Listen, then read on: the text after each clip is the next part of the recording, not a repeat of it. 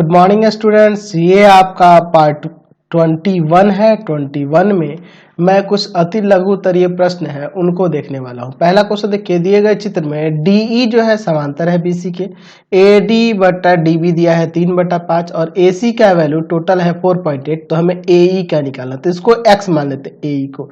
तो बताओ तो ईसी का वैल्यू क्या होगा, तो 4.8 माइनस का एक्स हो जाएगा ना। आप देख लो, टोटल 4.8 है तो ये 4.8 माइनस एक्स नहीं हो जाएगा। तो मैं चूंकि डी समांतर है बीसी के, तो मैं यहाँ पे लिख सकता हूँ ना ए डी बटा डी बी बराबर में ए बटा में ईसी, ऐसे लिख सकता हूँ। देखिए ये लघु उत्तरीय प्रश्न है, इसीलिए मैं ज्यादा डीपली लिखूंगा नहीं, आपको शॉर्ट में समझाऊंगा। लिखने का तरीका मैंने पहले ही आपको समझा दिया है, कोई दिक्कत नहीं है। मैं सीधे क्वेश्चन बनाने वाला हूँ। या 3/5 या x बटा में 4.8 माइनस एक्स, क्रॉस मल्टीप्लाई करो। 5x बराबर इसमें इससे गुना करोगे तो 8 तिया 24 का 4, 2 4 तिया 12, 2 14, 14.4 माइनस का 3x, यह आके इसमें जोड़ जाएगा। 8x बराबर 14.4, x बराबर में हो जाएगा आपका 14.4 बटा में 8। ठीक है, काट देते हैं इसको, 1.8 आ जाएगा। 1.8 सेंटीमीटर, यहाँ से आंसर आ गया। शॉर्ट में बताऊंगा, कोई घबराने की दिक्कत नहीं है। आप लोग डीपली उसको लिखना चाहो तो लिखते रहना। क्वेश्चन नंबर 2 कह रहा है, चित्र में दिखाया गया है कि त्रिभुज ए बी सी में डीई समांतर है बीसी के। बीसी बराबर 8 सेंटीमीटर, डीई बराबर 6 सेंटीमीटर। हमारे पास इसका ए डीई का क्षेत्रफल दिया है, तो हमें ए बी सी का क्षेत्रफल निकालना है। तो आपको पता है कि ये दोनों त्रिभुज समरूप हो जाएंगे। त्रिभुज ए डी समरूप हो जाएगा त्रिभुज एबीसी के। बहुत बार आपको समरूप करके दिखाया है, समांतर होगा तो यह कोण इसके बराबर, यह कोण इसके बराबर। तो आपको समरूप त्रिभुजों के क्षेत्रफल का अनुपात क्या होता है, तो क्षेत्रफल का अनुपात जो होगा इनका, इनके संगत भुजाओं के क्षेत्रफल, संगत भुजाओं के अनुपात के वर्ग के बराबर होगा, यही ना होगा जी। चलिए तो मैं यहाँ पे लिख देता हूँ डीई बटा में बीसी का होल स्क्वायर। इसका वैल्यू कितना है 45, इसका निकालना है, एरिया ऑफ ट्रायंगल एबीसी का निकालना है। ठीक है, अच्छा इधर देखो डीई कितना है 6 है और बीसी आपका 8 है होल स्क्वायर। 3 से 3 दूना 6 हो जाएगा और ये आपका 4 दूना 8 हो जाएगा, है ना जी। 2 से काट दीजिए, 2 तिया 6, 2 चौका 8। चलिए तो यह 45 बटा में एरिया ऑफ ट्रायंगल एबीसी बराबर 3 का स्क्वायर 9, 4 का स्क्वायर 16, या इसमें गुना करेगा और 9 जाके भाग करेगा। Area of triangle A B C, समझ लो ना कैसे, या 9 इसके साथ गुना किया या इसके साथ गुना किया, 9 जाके भाग कर दिया, यानी कि 45 गुना 16 बटा में 9, 9 5 45, 16 पंजे 80 सेंटीमीटर स्क्वायर, यहाँ से आंसर आ गया। समझ गए, शॉर्ट में ही मैं बताने वाला हूँ ये सारे क्वेश्चन, क्योंकि जल्दी जल्दी इसको खत्म करना है यार। 21 पार्ट हो गए वीडियो में, है ना, इस चैप्टर में। 3 नंबर क्वेश्चन देखिए, चित्र में पी और क्यू देख रहे हैं ना। त्रिभुज एबीसी की भुजा एसी पर क्यू है और एबी पर आपका पी है। ठीक है, एबी पर पी है। ठीक है, इसको ऐसे ही होना चाहिए था, यहाँ पे एबी होना चाहिए था, यहाँ पे एसी होना चाहिए था। ठीक है, गड़बड़ दे दिया है। अच्छा, एपी बराबर में 3.5, अच्छा पीबी बराबर में 7 सेंटीमीटर, अच्छा ए क्यू बराबर में 3 सेंटीमीटर और क्यूसी बराबर में 6 सेंटीमीटर। तो हमारे पास पी क्यू दिया है 4.5 सेंटीमीटर, तो हमें बीसी निकालना है। तो पहले देखो, अगर मैं यहाँ ए क्यू बटा में क्यूसी करूं तो 3/6 कट के 1/2 आ जाएगा, 1/2 आ जाएगा ना जी। अच्छा, अगर मैं यहाँ पर एपी बटा में पीबी करूं तो यहाँ पे आपका 3.5/7, यानी कि यहाँ पे आपका 1/2 आ जाएगा। तो इन दोनों का अनुपात बराबर हो रहा है, ए क्यू बटा में क्यूसी और ए पी बटा में पीबी का अनुपात बराबर हो रहा है। इसका मतलब कि यहाँ जो पी क्यू है ना बीसी के समांतर हो जाएगा, पी क्यू बीसी के समांतर हो जाएगा ना। तो जब समांतर हो गया तो ये दोनों त्रिभुज समरूप हो जाएंगे, यानी कि त्रिभुज ए पी क्यू समरूप हो जाएगा त्रिभुज ए बी सी के। कैसे हो जाएगा, आपको पता है कि एंगल से दिखा देंगे, यह एंगल इसके बराबर, यह एंगल इसके बराबर, दिखाते रहना यार, मैं तो शॉर्ट में बताने वाला हूं। तो जब समरूप होगा तो इनके संगत भुजाओं का अनुपात बराबर होगा, यानी कि ए क्यू बटा में ए सी बराबर में पी क्यू बटा में बी सी हो जाएगा। ए क्यू बटा में ए सी, देख लो ए क्यू लिए तो इसका संगत भुजा ए सी ले लिए, और इसमें पी क्यू लिए तो यहाँ पे बी सी ले लिए। तो ए क्यू कितना है 3 है, और ए सी कितना होगा, तो ए सी आपका 3 6 9 हो जाएगा, और बराबर में पी क्यू कितना है 4.5 और बटा में आपका बी सी। इसको काट देते हैं, 3 3 9, 3 से इसमें जाके गुना कर दो, क्रॉस मल्टीप्लाई करेंगे तो बी सी बराबर आ जाएगा 13.5 सेंटीमीटर। चलते हैं अगले क्वेश्चन पे। क्वेश्चन नंबर 4 देखा जाए। चित्र में देख रहे हैं यहाँ पे पी क्यू 24 है, 24 सेंटीमीटर। क्यू टी किधर है जी, टी तो है ही नहीं, एक्चुअल में यह क्यू आर होना चाहिए, गलत दिया है, इसको सुधार देना, क्यू आर, ठीक है, क्यू आर। यह 26 सेंटीमीटर है। अच्छा पी ए आर 90 डिग्री है, पी ए बराबर 6 सेंटीमीटर है, यह 6 सेंटीमीटर है, पी ए 6 है, और ए आर जो है आपका 8 सेंटीमीटर है। तो यह 6 है, यह 8 है, यह 90 है। तो अगर हम लोग यहाँ पी आर निकालेंगे तो पी आर बराबर में रूट अंडर पी ए का स्क्वायर और प्लस में पी ए का स्क्वायर प्लस में ए आर का स्क्वायर हो जाएगा, यानी कि 6 का स्क्वायर प्लस 8 का स्क्वायर आ जाएगा, रूट अंडर 10 का स्क्वायर 100 आएगा, यानी कि 10 हो जाएगा। चलिए तो यह 10 हो गया, यह 10 सेंटीमीटर हो गया। तो आप देख लो यहाँ पे देख रहे हो ना, पी क्यू का स्क्वायर और प्लस में पी आर का स्क्वायर अगर किया जाए तो 24 का स्क्वायर प्लस 10 का स्क्वायर, ये हो जाएगा 576, ये हो जाएगा 100, यानी कि यहाँ पे 676 जो कि 26 का स्क्वायर होता है। तो 26 का स्क्वायर मतलब कि यहाँ पे यह आ गया, तो दो भुजाओं के वर्गों का योग तीसरे भुजा के बराबर हो गया, तो इसके सामने वाला कोण 90 डिग्री का हो जाएगा, यानी कि क्यू पी आर जो होगा 90 degree, angle Q P R 90 degree. इस तरह का हम लोग क्वेश्चन बना चुके हैं एक्सरसाइज में भी। चलिए तो इसको आप डीपली लिखना चाहो तो लिख सकते हो, मैं तो शॉर्ट में बताऊंगा भाई। क्वेश्चन नंबर 5 में कह रहा है कि डी ई एफ त्रिभुज ए बी सी की भुजाओं बी सी ए सी और ए बी के मध्य बिंदु है, तो त्रिभुज डी ई एफ और ए बी सी के क्षेत्रफल का अनुपात। बहुत ही सिंपल सा क्वेश्चन है। एक मैं यहाँ पे त्रिभुज आपको शॉर्ट में पहले समझा देता हूँ, ए बी सी। अच्छा डी जो है बी सी का मध्य बिंदु है, ई जो है आपका ए सी का मध्य बिंदु है, और एफ जो है आपका ए बी का मध्य बिंदु है। तो यहाँ से हमें डी ई एफ की बात करें, यहाँ पे डी ई एफ मिला दो पहले तो, ठीक है। चलिए इस त्रिभुज की बात करें तो आपको पता है कि हम लोग इसको इस पूरे के समरूप दिखा सकते हैं। कैसे दिखा सकते हैं आपको मैंने एक्सरसाइज में भी बता रखा है। जाहिर सी बात है यह दोनों मध्य बिंदु हैं, तो यह जो होगा इसके समांतर हो जाएगा और इसका आधा हो जाएगा, यानी कि यह इसके बराबर हो जाएगा। उसी तरह से हम लोग दिखा देंगे, है ना जी, यहाँ पे हम लोग दिखा देंगे कि यह इसका आधा हो जाएगा, यह इस पूरे का आधा होगा, यह वाला इस पूरे का आधा होगा, यह वाला इस पूरे का आधा होगा। आप लोग दिखा सकते हैं ना मध्य बिंदु प्रमेय से, मैंने बता रखा है एक्सरसाइज में ही। डी जो होगा आधा होगा ए बी का, अच्छा डी आधा होगा ए बी का, अच्छा डी एफ जो होगा आधा होगा ए सी का, अच्छा और आपका और एफ ई या ई एफ जो होगा ना आधा होगा ए बी सी का, ठीक है। यानी कि आप देख लो यहाँ पे भुजाओं का अनुपात समान हो जा रहा है। ये कैसे हो रहा है पता है ना जी, मध्य बिंदु प्रमेय से डी एफ ए सी का आधा हो जा रहा है, तो ऐसे लिख सकते हैं ई एफ बटा में बी सी बराबर 1/2। तीनों का अनुपात बराबर, यानी कि त्रिभुज समरूप हो गया।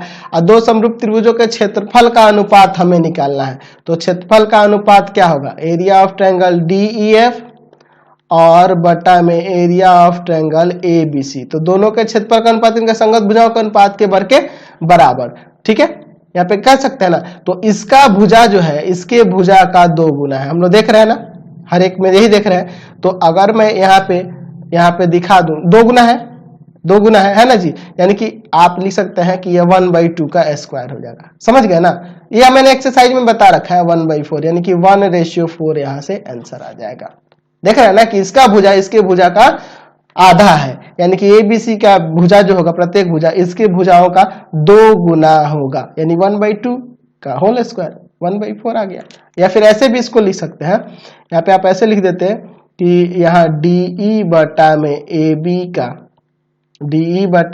का होल स्क्वायर, और डी के जगह पे हाफ ऑफ ए बी लिख दो, और बटा में आपका ए बी है ही, ए बी काट देंगे 1/4 आ गया, 1/4 आ जाएगा ना, 1/2 का होल स्क्वायर 1/4। तो ऐसे भी दिखा सकते हैं। मैंने एक्सरसाइज में एक क्वेश्चन बता रखा है, कोई दिक्कत नहीं होने वाली है। क्वेश्चन नंबर 6 देखो, प्रश्न 3 में दिए गए चित्र ये रहा, PQ समांतर है BC के, AP बटा PB का अनुपात 1:2 दिया है। तो हमें त्रिभुज APQ और ABC के क्षेत्रफल का अनुपात निकालना है। देखो समझो, यह x मानेंगे तो यह आपका 2x हो जाएगा, क्योंकि इनका अनुपात 1:2 है। ठीक है, चलिए, तो अगर मैं यहाँ पे इनके क्षेत्रफल की बात करूं तो क्षेत्रफल अगर यहाँ पे समरूप दिखाना होगा तो ये दोनों त्रिभुज तो समरूप होगा, पता है, क्योंकि ये समांतर हो रहा है, आप लोग को पता है समरूप करना। तो इनके क्षेत्रफल का अनुपात क्या हो जाएगा, तो इनके संगत भुजाओं के अनुपात के वर्ग के बराबर हो जाएगा, यही ना होगा जी। तो इसका मैं अगर भुजा लूं तो AP हो जाएगा और इसका AB हो जाएगा का होल स्क्वायर। तो AP का वैल्यू x और AB का वैल्यू 3x हो जाएगा, इसका होल स्क्वायर। x से x कटा, 1 का स्क्वायर 1, 3 का स्क्वायर 9, 1:9, यहाँ से आंसर आ गया। समझ गए। अगला क्वेश्चन कर रहा है, एक समचतुर्भुज के विकर्ण 30 सेंटीमीटर और 40 सेंटीमीटर, तो समचतुर्भुज की भुजाएं ज्ञात करिए। बहुत ही आसान क्वेश्चन है, मैं यहाँ पे एक समचतुर्भुज बना देता हूँ, ठीक है, फिर आपको समझाता हूँ। बहुत सिंपल सा क्वेश्चन है।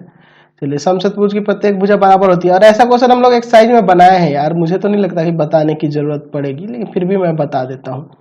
चलिए, इसका नाम ABCD मान लो, यहाँ O मान लो प्रतिशत, ये आपको पता है कि लंबवत समद्विभाजित करते हैं एक दूसरे को, यानी कि यह मान लो 40 है तो इतना 20 हो जाएगा, और इतना यह टोटल 30 है तो यह 15 हो जाएगा, क्योंकि समद्विभाजित करते हैं ना जी। चलिए, तो ये वाला निकाल नहीं सकते हैं, तो AB बराबर में हो जाएगा आपका √अंडर OA का स्क्वायर और प्लस में OB का स्क्वायर, यही ना होगा जी। चलिए, तो OA के स्क्वायर की बात करें तो यानी 20 का स्क्वायर और प्लस में 15 का स्क्वायर, तो 20 का स्क्वायर 400 और 15 का स्क्वायर 225, यानी √अंडर 625, 625 25 का स्क्वायर होता है, तो प्रत्येक भुजा 25 सेंटीमीटर आ गई। समझ गए। क्वेश्चन में 8 में देखिए कि त्रिभुज ABC और LMN के परिमाप दिए गए हैं और LM दिया हुआ है एक त्रिभुज का भुजा, तो आपको AB निकालनी है, दूसरे त्रिभुज की संगत भुजा निकालनी है। तो आपको पता है कि परिमाप का भी अनुपात जो होगा ना, इनके संगत भुजा के अनुपात के बराबर होता है, मैंने दिखाया था। तो अब देखिए, यह किसका है, ABC का परिमाप है, और नीचे हमने लिखा है त्रिभुज LMN का परिमाप। तो ABC की भुजा AB ले लेते हैं और इसका भुजा आपका LM ले लेते हैं। LM का वैल्यू 8 है, तो इसको काट दो 6 बार में, इसको काट दो 10 बार में, यानी 10 सेंटीमीटर AB आ गया। समझ गए। मैं शॉर्ट में बताते जा रहा हूँ, क्योंकि भाई बहुत ज्यादा क्वेश्चन है यार, मैं कैसे इतना आपको वीडियो पार्ट कर पाऊंगा। क्वेश्चन नंबर 10 देखिए, दो त्रिभुज समरूप है और इनके दो कोण दिए गए, एंगल A एंगल Q दिया है, तो एंगल C निकालना। देखो ना, मैं यहाँ पे शॉर्ट में आपको समझा देता हूँ। ABC और एक दिया है PQ, और दोनों समरूप है। A बराबर 70 डिग्री है, यह है 70 डिग्री, Q बराबर में है 30 डिग्री, तो यह 30 है, ठीक है, तो यह भी 30 हो जाएगा।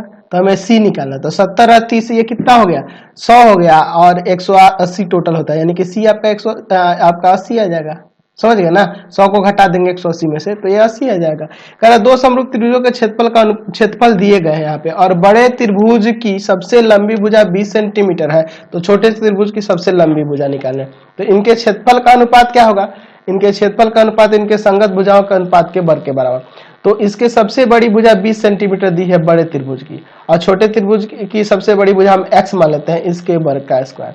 तो यहाँ देखो, यह 10 का वर्ग है और यह 8 का वर्ग है, इसका होल स्क्वायर। स्क्वायर से स्क्वायर हटा देते हैं यहाँ पर, ठीक है, 10/8 बराबर में 20/x, ठीक है, यहाँ पे काट सकते हैं, 1 0 से 1 0 क्रॉस मल्टीप्लाई कर देते हैं, x बराबर में 16 सेंटीमीटर आंसर हो जाएगा। ठीक है।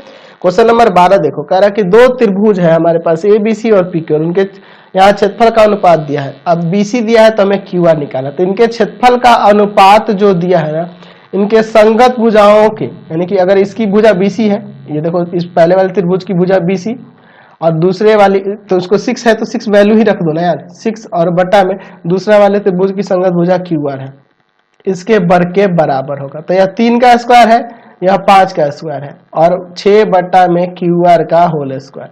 तो स्क्वायर से स्क्वायर हटा देंगे। अब यहाँ देखो, 3/5 बराबर में 6 बटा में QR, इसको काट दें क्या 2 बार में, यहाँ 1, तो क्रॉस मल्टीप्लाई कर दो, QR बराबर में 10 सेंटीमीटर आ गया।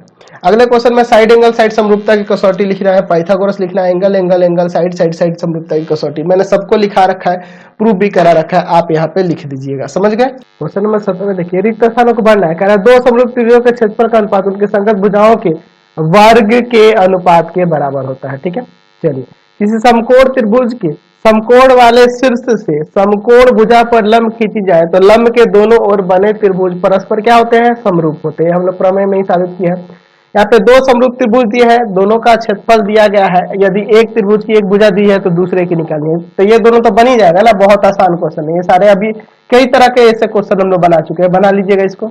चलिए 18 नंबर क्वेश्चन देखिए। 18 नंबर का 1 नंबर क्या कह रहा है कि यदि एक त्रिभुज की तीनों कोण दूसरे त्रिभुज के तीनों कोण के बराबर हो तो दोनों त्रिभुज कैसे होंगे, तो समरूप हो जाएंगे भाई, एंगल एंगल एंगल समरूपता से। यदि दो त्रिभुजों की तलरूपी भुजाएं समानुपाती हो तो वो त्रिभुजों में क्या संबंध है लिखे, तो वो समरूप होंगे यार। ये भी समरूप, ये को भी पूछने वाली बात तो है नहीं, हम लोग पहले भी पढ़े हुए हैं, समरूप होता है, समरूपता का संबंध है। यदि किसी त्रिभुज की एक माध्यिका संगत शीर्ष कोण को समद्विभाजित करे तो वह किस प्रकार का त्रिभुज होगा। यदि किसी त्रिभुज की एक ही माध्यिका सामने वाले भुजा को भी बांट रही है और इस कोण को भी बराबर दो भागों में बांटे तो यह कैसा त्रिभुज होगा, तो यह समद्विबाहु होता है। समद्विबाहु त्रिभुज में ही ऐसा आपको देखने को मिलेगा, समझ गए। चलिए 18 नंबर का 4 नंबर देखिए। दो समरूप त्रिभुज दिए हैं, इनके संगत भुजाओं का अनुपात दिया हुआ है, तो उनके क्षेत्रफल का अनुपात तो इसके वर्ग के बराबर हो जाएगा यार, हो जाएगा 4:9। यदि किसी त्रिभुज की दो माध्यिकाएं संगत त्रिभुज की संगत शीर्ष कोण को समद्विभाजित करे तो वह किस तरह का त्रिभुज होगा, तो वह समबाहु होगा। दो माध्यिकाएं या दो से अधिक यानी कि तीनों माध्यिकाएं या दो माध्यिकाएं ऐसे त्रिभुज में अगर संगत कोण को भी समद्विभाजित करे तो वह समबाहु त्रिभुज होता है। दो समबाहु त्रिभुजों के क्षेत्रफल का अनुपात 9:4 है तो उनके संगत भुजाओं का अनुपात क्या होगा, 3:2, इसका रूट निकाल दो। दो समरूप त्रिभुजों के क्षेत्रफल का अनुपात दिया है तो उनके संगत भुजाओं का अनुपात, इनका रूट निकाल दो, यानी कि 7:5। दो समरूप त्रिभुजों के संगत भुजाओं का अनुपात 5:9 है तो उनके क्षेत्रफल का अनुपात इनका वर्ग कर दो, यानी कि 25:81 हो जाएगा। चलते हैं अगले क्वेश्चन की ओर। क्वेश्चन नंबर 19 देखो। निम्नलिखित में सत्य असत्य कथन को पहचानना है। पहला कह रहा है दो सर्वांगसम आकृतियां अवश्य ही समरूप होती है। सर्वांगसम होगा तो समरूप होगा, बिल्कुल सत्य है। कह रहा है दो समरूप आकृतियां अवश्य ही सर्वांगसम होती है, यह गलत है, यह असत्य हो जाएगा। दो रेखाखंड समरूप होते हैं, बिल्कुल ठीक है, सत्य है। दो समद्विबाहु त्रिभुज समरूप होते हैं, बिल्कुल सत्य है। सम त्रिबाहु यानी कि समबाहु की बात हो रही है, यह भी सत्य है। दो वर्ग समरूप होते हैं, हाँ ये बिल्कुल सत्य है। दो समरूप त्रिभुजों की ऊंचाई का अनुपात उनके संगत माध्यिका के अनुपात के बराबर होता है, हाँ बिल्कुल यह भी सत्य हो जाएगा, ठीक है। चलिए क्वेश्चन नंबर 20 की ओर चलते हैं। कह रहा है त्रिभुज एबीसी में AB बराबर 6√3, AC बराबर में 12 सेंटीमीटर और BC बराबर 6, तो एंगल B क्या होगा। तो आप देखो अगर AB स्क्वायर प्लस में BC स्क्वायर करें, दोनों छोटे वाले भुजा का वर्ग करें तो यह 6√3 का स्क्वायर और प्लस में आ जाएगा 6 का स्क्वायर। तो ये देखो 6 का स्क्वायर 36 तिया कितना आ जाएगा आपका 108, 108 प्लस 36 जोड़ देंगे 144 हो जाएगा ना, जो कि 12 का स्क्वायर होता है। अब 12 का स्क्वायर मतलब AC के स्क्वायर के बराबर आ गया। तो दो भुजाओं के वर्गों का योग जो होगा तीसरी भुजा के वर्ग के बराबर होगा, तो तीसरी भुजा के सामने वाला कोण क्या होता है, 90 डिग्री का होता है, यानी कि AC के सामने वाला कोण जो होगा 90 डिग्री, B 90 डिग्री का होगा, यानी एंगल B बराबर 90 डिग्री। अगला कह रहा है दो त्रिभुजों के समरूप होने की दो शर्तें लिखना। लिख देना यार, त्रिभुज की समरूपता के लिए दो शर्तें। सभी सर्वांगसम आकृतियां क्या होती हैं, समरूप होती हैं। चलिए आगे बढ़ते हैं अगले क्वेश्चन की ओर। क्वेश्चन नंबर 23 देखो। त्रिभुज ABC में P और Q AB और AC का मध्य बिंदु है और PQ समांतर है BC के। तो अगर AP बटा में PB, देख लो आप, सिंपल सा तो है यार। ABC में यहाँ पे P ले लो, यहाँ पे Q ले लो। देखो PQ जब समांतर है BC के तो AP बटा PB 2/3 है, तो AQ बटा में QC वो भी 2/3 ही होगा। इसमें कोई सोचने वाली बात ही नहीं है, आपके वही आपके थेल्स प्रमेय से। चलिए यहाँ BC समांतर है, BC समांतर है DE के, BC समांतर है DE के।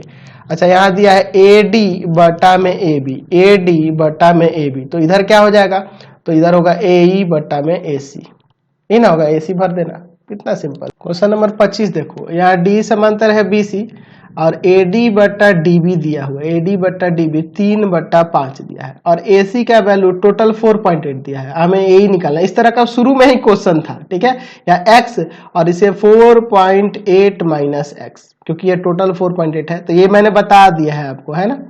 चलिए ठीक है। इस तरह का मैंने क्वेश्चन बता दिया है आपको, x बटा में 4.8 माइनस एक्स, क्रॉस मल्टीप्लाई करके x का वैल्यू निकाल देना। यहाँ देखो इस 26 नंबर में x का वैल्यू निकालना यार, ये 100 है तो ये 80 हो जाएगा, क्योंकि रैखिक युग्म से इन दोनों का योग 180 होता है, तो इन दोनों के योग इसके बराबर होंगे। कैसे कैसे हो जाएगा, तो यह हो जाएगा बाह्य कोण से, यानी कि दोनों का योग यानी 140 आ जाएगा x का वैल्यू।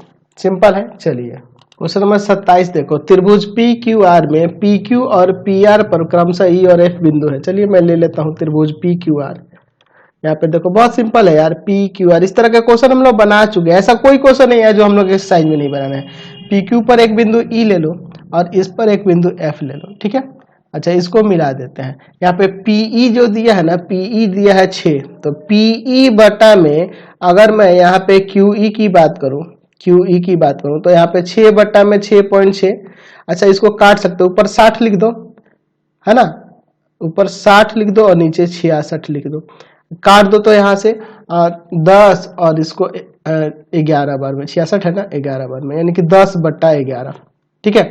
उसी तरह से मैं यहाँ पे पी एफ बटा में आर एफ निकाल लेता हूँ, यानी कि 9 बटा में 9.9, यानी कि आ जाएगा 90 बटा में 99। यहाँ भी काट देंगे, 9 10 या 90 और 11 9 99, 10 बटा 11, दोनों का अनुपात बराबर हो गया ना, पी बटा क्यू ई बराबर में पी एफ बटा में आर एफ। तो यह अनुपात बराबर होने का मतलब हो गया नहीं, ई एफ समांतर क्यू आर के, है ना, थेल्स प्रमेय के प्रतिलोम से, तो लिख सकते हो। मैंने इस तरह का क्वेश्चन भी बताया एक्सरसाइज में। क्वेश्चन नंबर 28 देखो, त्रिभुज एबीसी की भुजा बीसी पर सीए पर एबी पर मध्य बिंदु डीएफ है, तो इनके क्षेत्रफल का अनुपात यार हम लोग अभी बनाए थे, 1:4 आया था ना जी। चलिए अगला कह रहा है कि समलंब चतुर्भुज की समांतर भुजाओं की लंबाई यह दी हुई है और असमांतर भुजाओं के मध्य बिंदु को मिलाने वाली रेखा की लंबाई निकालनी। देखो यह एक समलंब चतुर्भुज है, समलंब चतुर्भुज की समांतर भुजाएं 17 सेंटीमीटर और 25 सेंटीमीटर दिया है, तो असमांतर भुजाओं के मध्य बिंदुओं को मिलाने वाली रेखा की लंबाई जो होती है ना, इन दोनों के योग की आधी होती है, समांतर भुजाओं के योग की आधी होती है। आप इनको जोड़ लो, हम लोग 9th क्लास में ही पढ़े हैं, समांतर भुजाओं के योग की आधी होती है असमांतर भुजाओं को मध्य बिंदु को मिलाने वाली रेखा। ऊपर जोड़ो तो यह कितना आ जाएगा आपका 42 आ जाएगा, 42 बटा में 2 काट देंगे 21 सेंटीमीटर आ जाएगा। समझ गए ना, ये 9th क्लास का ही थ्योरम था, हम लोग प्रूव किया। तो आपका टोटल शॉर्ट क्वेश्चन खत्म हो गया। अगले पार्ट में हम लोग बचे हुए ऑब्जेक्टिव क्वेश्चन को देख लेंगे। तब तक वीडियो को लाइक शेयर करेंगे और इससे रिलेटेड वीडियो देखने के लिए सीधे डिस्क्रिप्शन में जाना, आपके पूरे बुक का लिंक डिस्क्रिप्शन में दिया है। Thanks for watching.